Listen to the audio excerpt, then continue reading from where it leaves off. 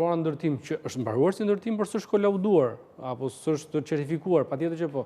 Nuk po flasim tu për pronat në grop, sepse u hodhen shumë shashka, mund të themi që kushdo që ka një pronë që edhe po ndërtohet, nuk po flasim këto që janë grop.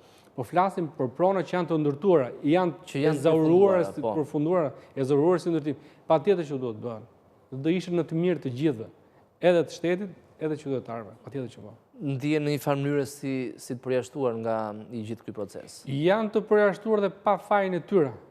Sepse ato e kanë gjithë dëshirën. Vonesat nuk janë bërë për fajin. Vonesat nuk ka asnjë qytetar nuk ka fajin në vonesën e ndërtimit, në vonesën e certifikimit pronës. Do mbiles ne shikojmë dhe tani konkretisht shumë prona në pallate, edhe për problematikët që ka patur Bashkia e Tiranës, nuk janë certifikuar. Duhet të ishin certifikuar që në fillim të janarit ndoshta, në fillim vitit, më fal, dhe s'janë certifikuar akoma. Çfarë ka qytetar? Ku? Pra, faji është i shtetit, ti si shtet nuk e funksionuar, të paktën jepi mundësinë qytetarëve. Jepi mundësinë ta rivlerësoj, ta sjell në çmim tregu, mundësinë shitësit dhe blerësit të kenë më shumë mundësi për të negociuar, për të arritur një të mirë, sepse në fund fare janë disa paraj që do i merret te shteti, sot nuk i merr, ndoshta dhe ajo pjesë është më e negociueshme, është më e mirë.